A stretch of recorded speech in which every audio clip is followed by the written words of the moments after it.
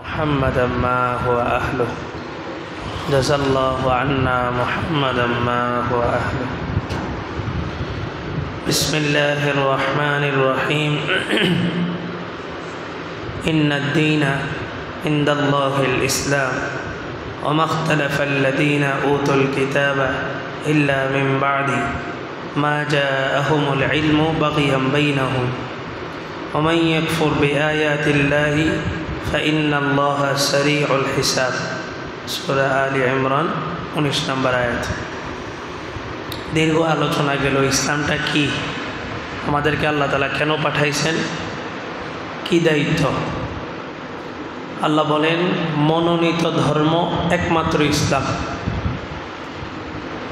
শ্রেষ্ঠ ধর্ম ইসলাম নয়, একমাত্র ধর্ম এখন কোনটা? ইসলাম। বাকিগুলা ধর্ম পরিচয় দেয় কিন্তু আদৌ সেগুলো ধর্ম নয়, শুধুমাত্র একমাত্র ধর্ম ইসলাম। লম্বা আলোচনা গেছে ইসলাম সম্পর্কে, এখন আলোচনা চলছে ওমাখতালাফাল্লাযীনা উতুল কিতাবা ইল্লা মিন বা'দি মা জাআহুমুল ইলমু বাগিয়াম বাইনাহুম। তাহলে ইসলাম একটা মনোনীত ধর্ম, সত্য ধর্ম, তাহলে এত মতানৈক্য কেন, এত ভেদাভেদ কেন? আল্লাহ তাআলা বলেন ওমাখতালাফাল্লাযীন, ওই সমস্ত মানুষ যারা মতানৈক্য করেছে, উতুল কিতাব, অথচ তাদের কাছে কিতাবের জ্ঞান ছিল, তাদেরকে কিতাব দেওয়া হয়েছিল। পূর্বের ঈসা আলাইহিস সালাম এবং মূসা আলাইহিস সালামের উম্মতের কথা বলতেছে, খ্রিস্টান এবং ইহুদি। ইল্লা মিন বা'দি মা জাআহুমুল ইলম, তাদের কাছে সত্য জ্ঞান থাকার পর কেন মতানৈক্য করছে? বাগিয়াম বাইনাহুম, বিদ্বেষ, হিংসা।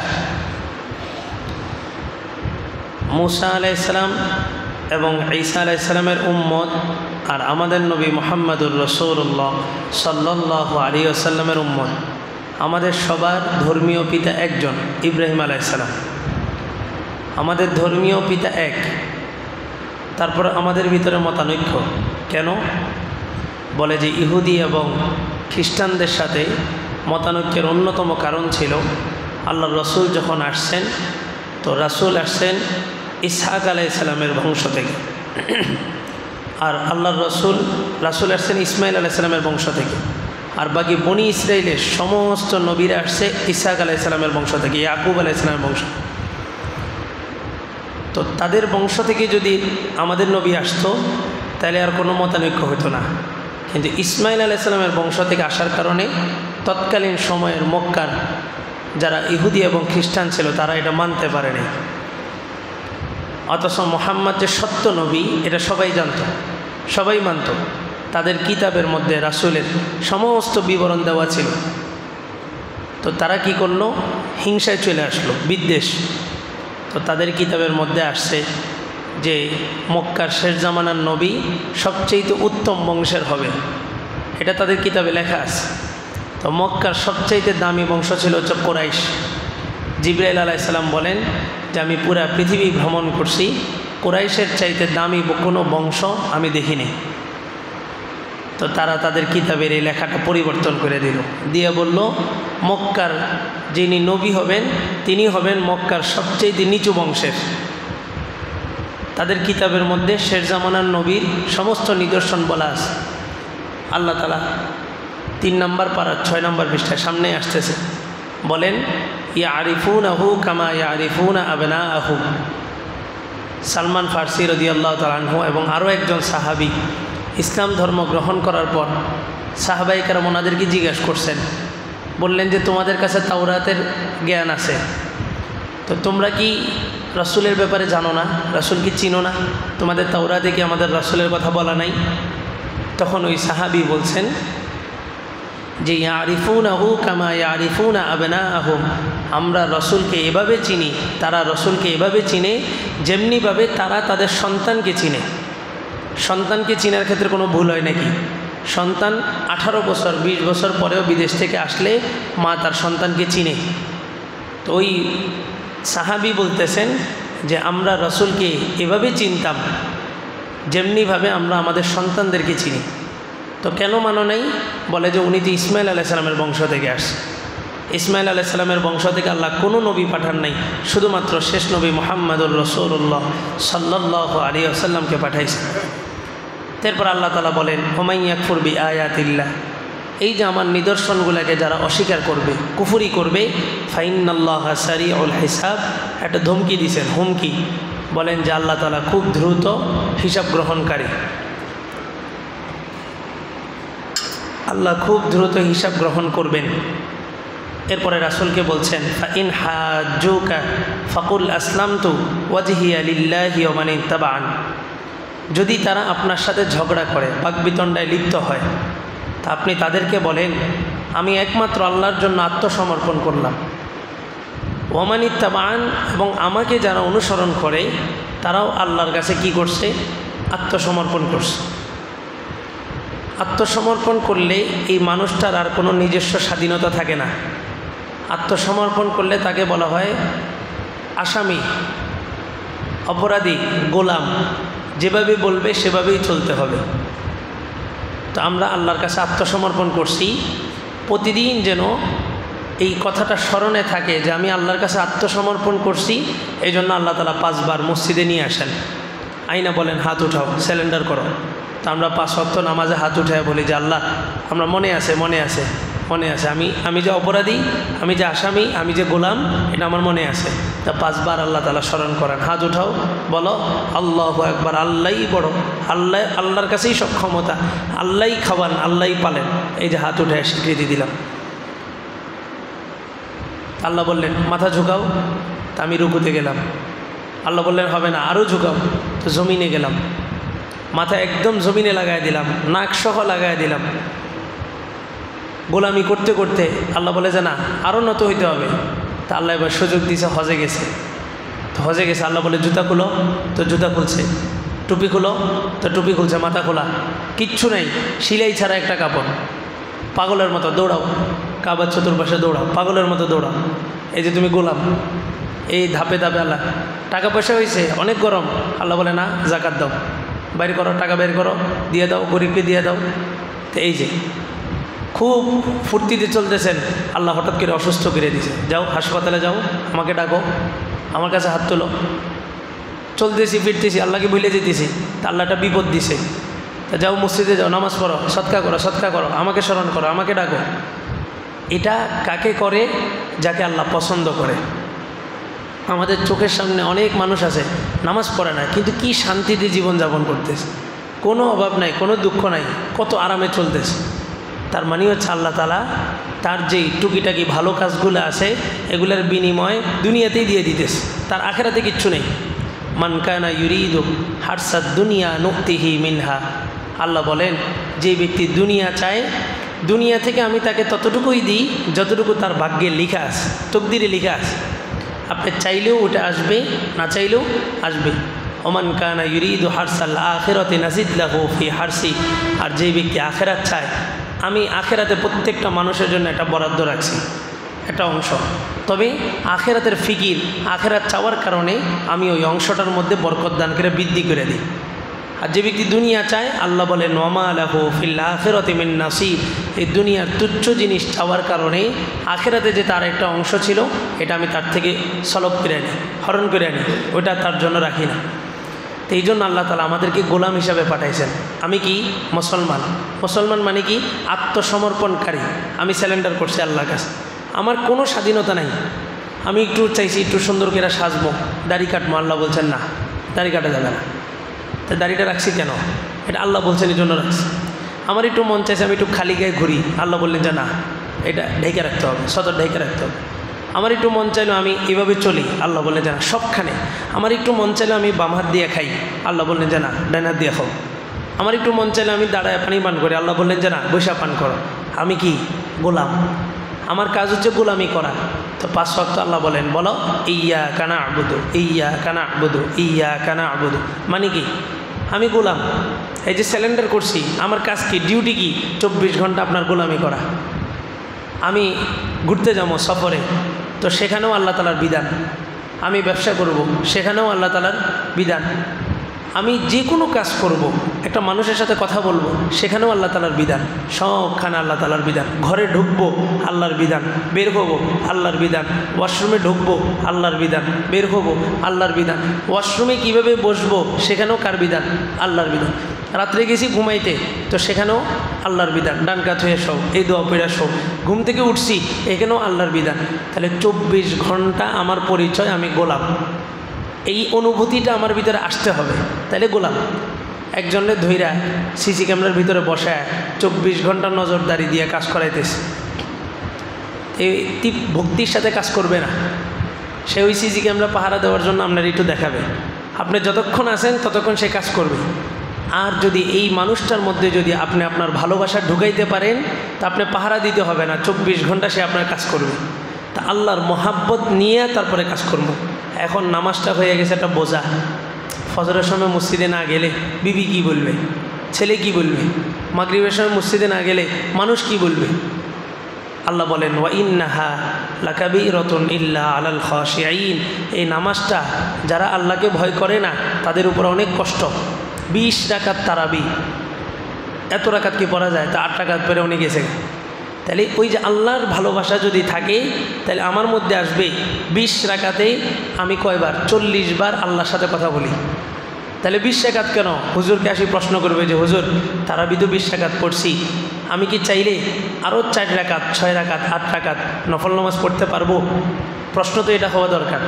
এখন হুজুররা এসে প্রশ্ন করে, হুজুর তারাবি তো 20 রাকাত, 8 রাকাত পড়লে কি কোনো সমস্যা আছে? প্রশ্ন কি এটা হওয়া দরকার ছিল? আল্লাহর সাথে কথা বলবো, প্রধানমন্ত্রীর সাথে কথা বলবে, কতবার সুযোগ নেই। একবার কথা বলার পরে আরেকবার কথা বলতে চায়, প্রতিবার কথা বললেই তো সমস্যার সমাধান। তা আল্লাহ বলেন তুমি বলো ইয়াকা না'বুদু ইয়াকা না'বুদু, তো গোলামি গোলামি গোলামি। তো শুধু গোলামি করলাম কোনো লাভ নাই, তো এই গোলামিতে মজা নেই। আল্লাহ বলেন যে ওয়া ইয়াকা নাস্তাঈন, আমি আল্লাহ তোমার সাহায্য করব। কি সাহায্য? সকালবেলা খিদা লাগছে, আমি আল্লাহ তোমাকে নাস্তা দিব। দুপুরে খিদা লাগছে, আমি আল্লাহ তোমাকে খাবার দিব। বিকালে খিদা লাগছে, আমি আল্লাহ নাস্তা পাঠাবো। রাত্রে খিদা লাগছে, আমি তোমাকে ডিনারের ব্যবস্থা করব। তোমার পোশাক নাই, আমি তোমার পোশাক দিব। তোমার ক্ষমতা নাই, আমি তোমাকে ক্ষমতা দিব। তোমার কখন কি লাগবে আমি সব দিব। তোমার কাজ কি? গোলামি করা। তা আপনাকে আমাকে এটা বুঝতে হবে যে আমি গোলাম। আমার ভিতরে কোনো অহংকার আসতে পারবে না। আমি এখন নামাজ পড়ে বেরোলাম, আর দেখলাম যে একজন বেনামাজি যাইতেছে, আর আমি বললাম এই রে এটা বেনামাজি দেখছ, নামাজ পড়ে নাই। তাহলে এটা আমার মধ্যে অহংকার। সেও তো মানুষ, আমিও মানুষ। এক মুহূর্ত আল্লাহ চাইছেন বলে আমি আসছি, আর আল্লাহ চান নাই বিদায় ওই মানুষটা আসতে পারে নাই।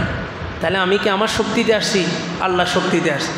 এক শাইখুল হাদিস 40 বছর হাদিস পড়েছে, 40 বছর।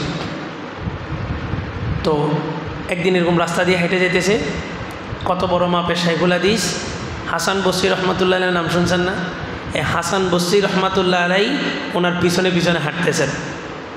জগৎ বিখ্যাত একজন আল্লাহর ওলি হাসান বসরি, উনি যেই শাইখুল হাদিস সাহেবের পিছনে হাঁটতেছে, তাহলে ওই শাইখুল হাদিস কত বড় মাপের? 40 বছর হাদিস পড়াইছে। উনি রাস্তা দিয়ে যাওয়ার সময় দেখলেন যে কিছু খ্রিস্টান পাদ্রী আছে না, ওই যে লাল কাপড় পরে ঘুরে, এদেরকে দেখছে। দেখা তুচ্ছ তাচ্ছিল্য করে বলছে এগুলো তো সব জাহান্নামের ইন্ধন। কথা সত্য। কাফের মুশরিকরা যাবে কোথায়? জাহান্নামে।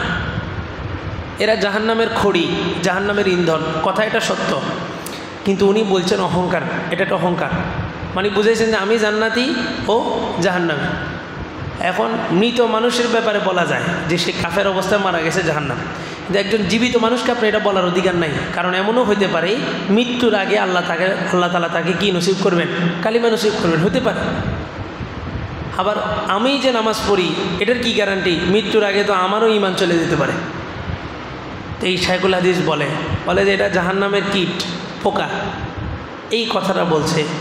আরেকটু সামনে গেছে তো কিছু মহিলা, খ্রিস্টান এবং ইহুদিদেরকে আল্লাহ তাআলা সৌন্দর্য দিছে। আর দুনিয়া সিজনুল মুমিন ওয়া জান্নাতুল কাফের, তাদের সমস্ত সৌন্দর্য আল্লাহ তাআলা দুনিয়াতে দিছে। খ্রিস্টান নারীদেরকে আল্লাহ সুন্দর বানায়। তো নারীরা গোসল করতেছে, ওই শাইখুল হাদিস জীবনে কোনো দিন ওইদিকে তাকায় নেই, ওই দিনই প্রথম তাকাইছে। খ্রিস্টান মেয়েগুলো গোসল করতেছে, দেখলো যে একটা মেয়ে খুব সুন্দর, রূপবতী, খুব সুন্দর, তার সৌন্দর্য দেখা তার প্রেমে পড়ে গেছে। মূলত ওই যে কিছুক্ষণ আগে যে একটা কথা বলছে, এই কথার কারণে আল্লাহ তালা যে রহমত ছিল তার উপরে, রহমতটাকে সরাইয়া নিছেন। আল্লাহর রহমত সরে গেছে মানে শয়তান তার উপরে পরিপূর্ণ কর্তৃত্ব নিয়ে আনিছে। শয়তান কর্তৃত্ব নিয়ে ওই শাইখুল হাদিসের দিলের মধ্যে ওই মহিলার ভালোবাসা বসায় দিছে। কি পরিমাণ ভালোবাসা! সে বলল যে আমি এই নারীকে বিবাহ করব। পিছনে কে? হাসান বসরি রহমাতুল্লাহ আলাইহির মতো বুজুর্গ, জগৎ বিখ্যাত ব্যক্তি। বললেন, হজরত, এটা আপনার সাথে যায় না, চলেন আমরা একটা সফরে যেতেছি। কয় না, আমি এই নারীকে বিবাহ করবই, এটাকে বিবাহ করা ছাড়া আমি এখান থেকে সরব না। তা হাসান বসরি রহমাতুল্লাহ আলাইহি আল্লাহর ওলি ছিলেন, বুঝে গেছেন ওই যে কিছুক্ষণ আগে যে উনি একটা কথা বলছেন, আল্লাহ তাআলার রহমত ওনার কাছ থেকে সরে গেছে।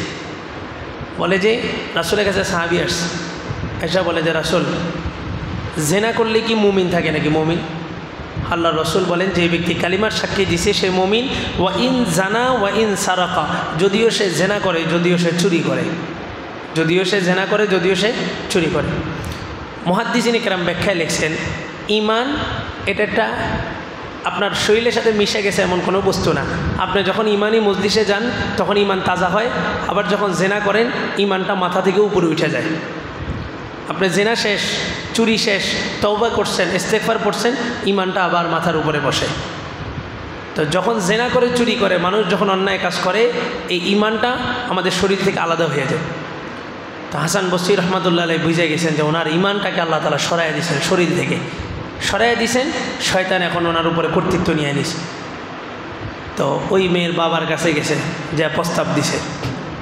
বাবা বলে, তুমি তো মুহাম্মদের উম্মত, ওই যে অমুক মসজিদের খতিব। কাহা? তুমি না গত জুমায় বলছো শুকর হারাম, শুকর। হুজুরে তো মিম্বারে বলছে শুকরের গোস্ত কি হারাম, খ্রিস্টানরা কি খায়? শুকর খায়।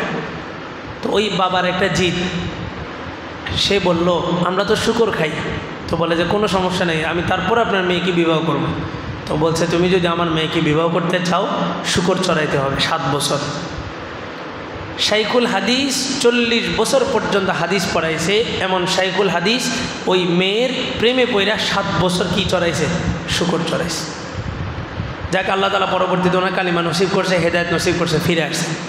যেটা বলতেছিলাম, যে কাউকে আপনি তুচ্ছ তাচ্ছিল্য করবেন, অহংকার করবেন, আমি নামাজি, আমি নামাজ পড়ি না, বরং আমার পরীক্ষা চলতেছে, আল্লাহ আমার পরীক্ষা নিতেছেন। তো যখনই বিপদ আপদ আসবে আপনি পরীক্ষা দিচ্ছেন। আর আল্লাহ সবার উপরে বিপদ আপদ দেয় না, সবাইকে অসুস্থ করে না। যাকে আল্লাহ পছন্দ করেন, আল্লাহ চান এই বান্দাটা আমাকে না বলুক, এজন্য আল্লাহ তারে কিছুদিন পর পর অসুস্থ করেন, কিছুদিন পর পর বিপদ দেন। বিপদ দিলে কি করে? বান্দা আসে। কিছু মানুষ আছে দোয়া করলে সাথে সাথে দোয়া কবুল হয়ে যায়, আর কিছু মানুষ আছে দোয়া করলে দোয়া কবুল হয় না। তো এক বুজুর্গ ওনার কিতাবের মধ্যে লিখছেন, দৃষ্টান্তটা এমন, আল্লাহর কাছে যখন অপরিচিত কোনো কণ্ঠ হাত ওঠায়, নামাজ নাই, রোজা নাই, কিচ্ছু নেই, কয় যে আল্লাহ আমাকে এটা দেন। তা আল্লাহ ফেরেশতাদেরকে বলে, তাড়াতাড়ি দিয়ে এটা বিদায় কর, এটার আওয়াজ ভালো লাগতেছে না, এটা বিদায় কর, এটারে যা দেবার দুনিয়াতে দিয়ে দে, আখেরাতে কিছু রাখিস না। ফকির আসে না দরজায়, আমরা কি করি? হয়তো মাপ চাই, নাহলে দিয়ে তাড়াতাড়ি বিদায় করি, ফকিরকে ধরে রাখি না। ওই বুজুর্গ বলেন, মার কাছে যখন বাচ্চা বায়না ধরে যে মা আমাকে এটা দাও, এটা দাও, এটা দাও, মার কাছে আসে, তারপরেও দেয় না, কয় যে ও যে আমারে বারবার মা ডাকতেছে, এটা আমার কাছে কি লাগে? ভালো লাগে। দিয়ে দিলে তো আর মা ডাকবে না, তো আমাকে বারবার মা মা মা বলে ডাকতেছে, আমার কাছে ভালো লাগে। তা আল্লাহ বলেন, আমার কোনো খালেস, আমার কোনো বন্ধু যখন আমার কাছে চায়, আমি তাকে দিই না, সাথে সাথে দিই না, আমার কাছে ভালো লাগে। ও আমারে বারবার হাত উঠাইতেছে, আল্লাহ আমাকে বিপদ থেকে উদ্ধার করেন, বিপদে পড়ছি, বিপদে পড়ছি। তা আল্লাহ বলেন যে আমি একটু সময় নিই, সে বারবার আমাকে ডাকে, এটা আমার কাছে ভালো লাগে, এজন্য দোয়া করব। কবুল না হইলে দোয়া করছি কবুল হয় না, না, বরং আমার দোয়াটা আল্লাহ কবুল করতেছেন না, এমনও হইতে পারে আমার ডাকটা আল্লাহ কি করতেছেন? পছন্দ করতেছেন। বিপদ আপদ আসলে হতাশ নয়, বিপদ আপদ আসলে মনে রাখবেন যে আল্লাহ আপনাকে পছন্দ করেন, আল্লাহ আপনার পরীক্ষা নিতেছেন। আপনি কি করবেন? ধৈর্য ধরবেন না। আপনার ব্যবসা 1 লাখ টাকা ক্ষতি হয়েছে, আপনি সবাইরে বইলা বইলা ব্যাংকেছেন, সবাইরে বলছেন, কেউ আপনাকে 1 টাকা দিছে দেয় নাই, অথচ আল্লাহর রসুল বলেন, যে ব্যক্তি বিপদে পড়বে চুপ থাকবে আর বলবে আল্লাহুম্মা আজিরনি ফি মুসিবাতি ওয়াখলিফলি খাইরাম মিনহা, এই দোয়াটা যে বেশি বেশি পড়বে, অর্থ হইল আল্লাহুম্মা আজিরনি ফি মুসিবাতি, আল্লাহ আমাকে মুসিবত থেকে উদ্ধার করেন, ওয়াখলিফলি খাইরাম মিনহা, এই মুসিবতে এই বিপদে আমার যে ক্ষতি হয়েছে এই ক্ষতির চাইতে উত্তম প্রতিদান আপনি আমাকে দান করেন। আল্লাহ বলেন আমি অবশ্যই তাকে বিপদ থেকে উদ্ধার করব, যতটুকু ক্ষতি তার হয়েছে, মান সম্মানের, টাকা পয়সা, ধন সম্পদের যা ক্ষতি হয়েছে তার চাইতে উত্তমটা আমি তাকে ফিরিয়ে দেব। তাই বিপদে পড়লে মানুষকে বলা না, বিপদে পড়লে ধৈর্য ধারণ করা, আল্লাহর উপরে তাওয়াক্কুল করা। আল্লাহ তাআলা কথাগুলো বুঝার, আমল করার তৌফিক দান করুন। আলহামদুলিল্লাহি রাব্বিল আলামিন। রব্বানা যালামনা আনফুসানা ওয়া ইন লাম তাগফির লানা ওয়া তারহামনা লানাকুনান্না মিনাল খাসিরিন। আয় আল্লাহ, মেহেরবানি করে জীবনের সব গুনাহগুলোকে মাফ করে দেন। আয় আল্লাহ, বিপদ আপদে ধৈর্য ধারণ করার তৌফিক দান করেন। আয় আল্লাহ, ইসলামকে বোঝার তৌফিক দান করেন, ইসলামকে মানার তৌফিক দান করেন। আয় আল্লাহ, আমাদেরকে আপনি কবুল করেন, এই মজলিসটাকে আপনি কবুল করেন। আয় আল্লাহ, সমস্ত ভুলভ্রান্তিগুলোকে মাফ করে দেন। আয় আল্লাহ, যে কথাগুলো বলা হয়েছে বলনেওয়ালা শুননেওয়ালা সকলকে আমল করার তৌফিক দান করেন। সুবহান রাব্বিকা রব্বিল ইজ্জাতি আম্মা ইয়াসিফুন ওয়া সালামুন আলাল মুরসালিন ওয়ালহামদুলিল্লাহি রাব্বিল আলামিন। সাল্লাল্লাহু